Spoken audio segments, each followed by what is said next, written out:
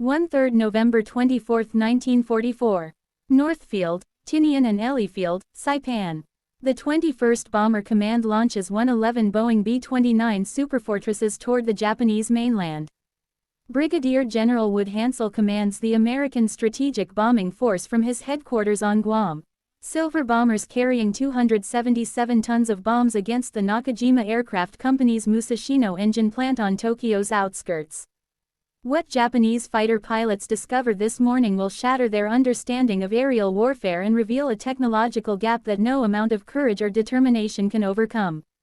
Captain Tatsuya Yamada adjusts his oxygen mask in the cockpit of his Kawasaki K-61 Hine at Chofu Airfield outside Tokyo. The morning briefing emphasized intercepting enemy bombers with maximum altitude advantage. Intelligence reports indicate large four-engine bombers operating from newly captured Mariana Islands bases flying at unprecedented heights. Yamada volunteers for the high-altitude interception mission that promises difficult combat against an enemy whose capabilities remain largely unknown. His aircraft carries four 12.7 mm machine guns and two 20 mm cannons, weapons designed for combat at conventional altitudes where Japanese fighters excelled. The altitude challenge emerged from Japan's limited experience against American heavy bombers in China during early 1944.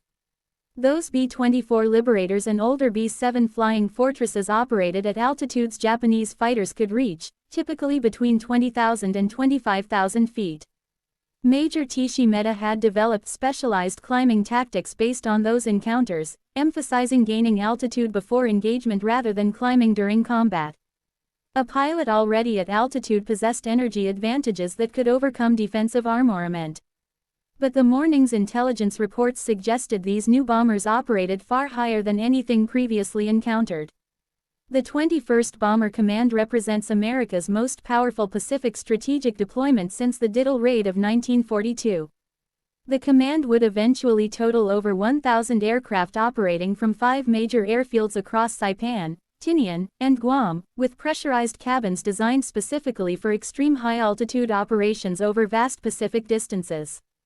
This construction philosophy differed fundamentally from previous American bombers. The B-17 Flying Fortress and B-24 Liberator used unpressurized crew compartments that required heavy flight suits and oxygen masks, limiting their effective operational ceiling to around 25,000 feet.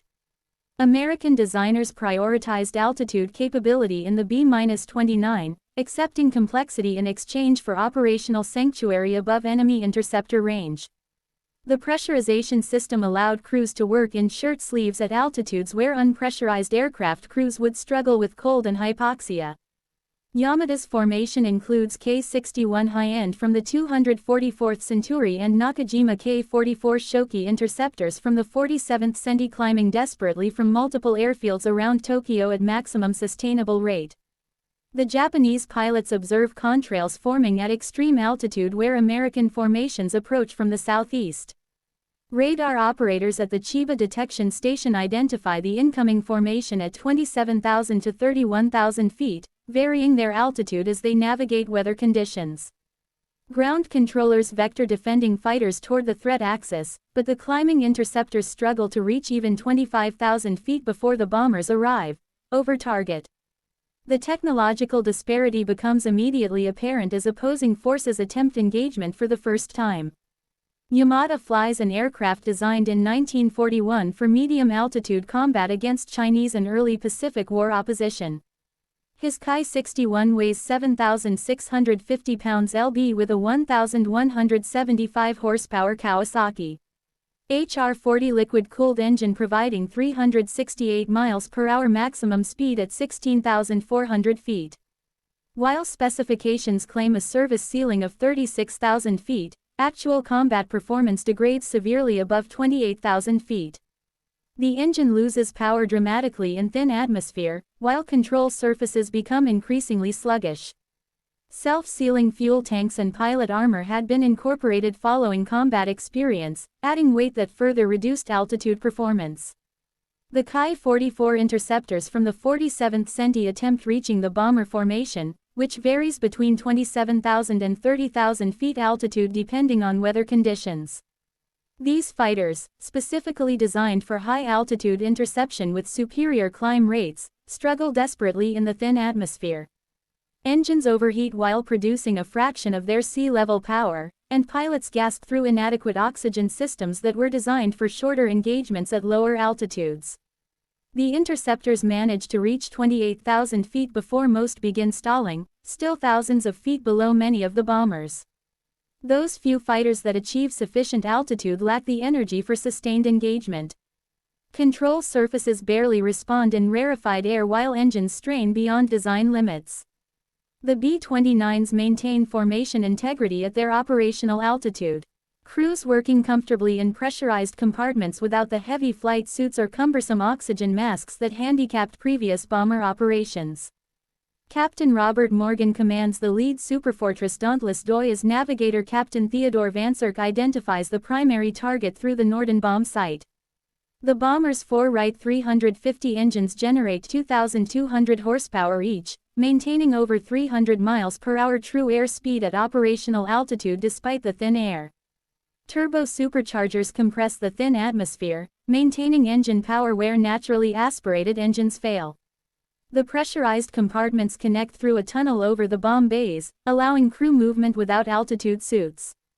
This design enables sustained operations at altitudes previously impossible for combat aircraft. The central fire control system coordinates defensive armament through analog computers, tracking multiple targets simultaneously, while gunners operate from comfortable positions. Yamada pushes his K-61 to absolute ceiling, the airspeed indicator showing barely 180 miles per hour as the fighter wallows in thin atmosphere approaching 30,000 feet. His pre-war training never anticipated combat at such altitudes. The mission briefing emphasized attacking from above using diving passes to maintain energy, but reaching position above the bombers proves impossible. Japanese doctrine developed against unescorted B-17s and B-24s operating at moderate altitudes proves completely inadequate. The high-end sustains 30,000 feet for mere seconds before stalling, forcing recovery that costs 3,000 feet of altitude. Multiple attempts achieve similar results as engine temperature gauges exceed redline limits and oil pressure fluctuates dangerously. Yamada observes bomber contrails passing overhead, their defensive guns tracking his fighter but not firing due to extreme range. The altitude gulf prevents any meaningful engagement despite desperate Japanese efforts and early warning of the raid. That morning, only 40 Japanese fighters managed to make any attacks on the bomber formation, most achieving just single firing passes before losing energy. Machine gun rounds fired in climbing attacks lose velocity rapidly in thin air, many falling short of targets. The few fighters reaching effective firing position possess insufficient energy for sustained engagement, managing only brief bursts before stalling away. Anti-aircraft shells explode thousands of feet below the bombers despite maximum elevation settings on the guns. The largest Japanese anti-aircraft weapons can theoretically reach 30,000 feet, but accuracy at such altitudes proves virtually impossible. The November 24 raid marks the first mass B-29 attack on Tokyo since the symbolic Doolittle raid 31 months earlier. The formation maintains course toward the Nakajima Aircraft Company's Musashino engine plant, Japan's most important aircraft engine manufacturing facility. Chief Bombardier Lieutenant Coleman releases his bombs on signal, followed by other aircraft dropping in sequence from their varying altitudes. Due to powerful jetstream winds discovered at altitude reaching over 200 miles per hour, only 24 aircraft hit the primary target with others bombing secondary targets or missing entirely. Yet the psychological impact proves profound. The bombs fall from unprecedented altitude while Japanese fighters circle helplessly below, unable to reach the attackers. Ground observers watch vapor trails crossing Tokyo's sky at previously unimaginable altitude beyond reach of defending fighters. Lieutenant Kenji Tanaka coordinates fighter operations from sector control, receiving frustrated reports from interceptor squadrons. Pilots report engines failing, controls becoming ineffective, and inability to sustain altitude necessary for interception. The bombers proceed through Japanese airspace, suffering only one loss to a ramming attack by a damaged fighter in a suicidal gesture of desperation. Defending pilots expend fuel in futile climb attempts, most returning to base without ever reaching firing range. The technological superiority displayed shocks Japanese military leadership and pilots alike. The 21st Bomber Command concludes its first Tokyo mission with minimal damage from defenses, though mechanical issues force several B-29s to divert or ditch in the Pacific. Japanese fighters claim only one confirmed victory through ramming, while bomber gunners claim 5 Japanese fighters destroyed. The altitude sanctuary contradicts every Japanese expectation based on intercepting lower-flying bombers from China bases. This operational failure stems from fundamental misunderstanding of American bomber capabilities and the revolutionary nature of the B-29's design. Lieutenant Commander Minoru Gender observes B-29 operations from Naval Headquarters, analyzing Army fighter failures with growing concern. His intelligence. 2/3 reports emphasize the unprecedented bomber altitude that exceeds Japanese interceptor capabilities by significant margins. Even the Navy's latest fighters cannot effectively engage at such heights. The strategic implications suggest requirements for completely new aircraft designs or alternative defensive methods. But Japan lacks time and resources for such development. The intelligence failure reflects limited technical information about American pressurization technology and turbo-supercharged engines. Innovations that transformed high-altitude operations. Japanese planning had assumed enemy bombers would operate at conventional altitudes below 25,000 feet. Based on all previous experience, the B-29's pressurized cabin concept remained poorly understood by imperial military analysts who failed to grasp its implications for combat operations. Previous American bombers operating from China bases flew at altitudes Japanese fighters could reach, reinforcing these assumptions. December 3, 1944 brings another concentrated B-29 attack against Tokyo with 86 aircraft targeting the same Musashino plant. The Japanese response evolves based on the November experience. Captain Teruhiko Kobayashi of the elite 244th Senti implements new tactics, positioning his fighters at maximum altitude before the bombers arrive, hoping to dive on them with energy advantage. But even starting from optimal position, the K-61s cannot reach bomber altitude. The formation includes specially modified interceptors with reduced armor, removed radios, and minimal ammunition to save weight. These stripped fighters achieve marginally better altitude, but still fall short of effective engagement height. Lieutenant Saburo Hayashi leads a specialized ramming unit called Hagakurutai, formed from volunteer pilots willing to sacrifice themselves. The unit's aircraft strip all unnecessary weight, including most armament and armor protection, carrying only enough fuel for one-way missions to achieve maximum altitude. The modified K-61 fighters climb toward the approaching formation with emergency boost engaged, accepting certain engine damage. Manifold pressure exceeds manufacturer limits while cylinder head temperatures approach failure point. Pilots breathe pure oxygen for 30 minutes before takeoff, but the inadequate oxygen systems still cause hypoxia symptoms during extreme altitude attempts. Most fighters stall around 30,000 feet, still below effective engagement altitude. Sergeant Masaoki achieves 31,500 feet in his lightened K-61 before attempting a ramming attack against a straggling B-29. The bomber's defensive guns fire continuously as the fighter approaches from below in a zoom climb. Multiple 50 caliber rounds strike the Ki-61, but Itaki maintains his collision course. At the last moment, his fighter loses energy, stalling 500 feet below target before entering an uncontrollable spin. The pilot recovers at 20,000 feet, his aircraft too damaged and lacking fuel to attempt another climb. The ramming attacks achieve occasional successes when bombers descend due to mechanical problems, but cannot systematically counter the high-altitude threat.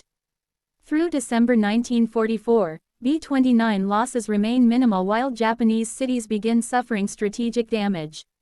The defending pilots experience profound frustration, watching their homeland attacked while remaining powerless to intervene effectively. Traditional samurai warrior spirit proves meaningless against technological barriers preventing combat engagement. Pilots report feelings of helplessness and shame at their inability to protect Japan despite willingness to sacrifice their lives. Major General Curtis Lame assumes command of the 21st Bomber Command in January 1945, analyzing high-altitude daylight raid effectiveness with his characteristic intensity. Initial missions achieve poor accuracy due to the jetrime winds discovered at bombing altitude, sometimes exceeding 250 miles per hour. These winds, unknown before B-29 operations, push bombers rapidly across targets, making accurate bombing nearly impossible. Navigation proves difficult. While bombs drift miles from intended targets, regardless of bombardier skill, cloud cover frequently obscures targets during winter months, forcing radar bombing with minimal precision. The combination of factors means less than 10% of bombs hit intended targets. Lame faces pressure from Washington to produce better results.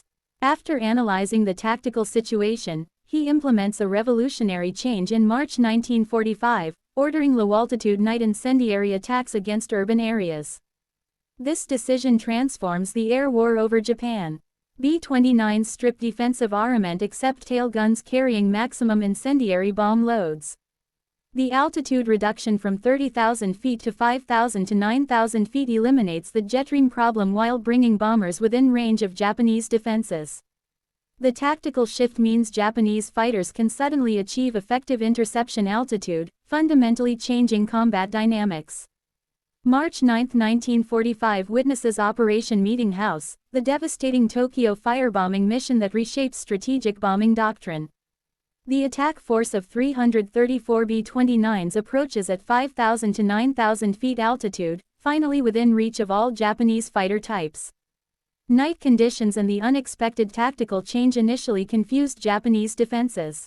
Lieutenant Yoshio Mitsuyoshi scrambles in his Nakajima Ki-44 from Matsudo Airfield, finally able to reach bomber altitude without difficulty.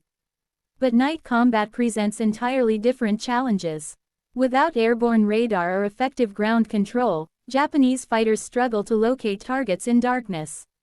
Searchlights illuminate individual bombers, while anti-aircraft guns engage at point-blank range for the first time.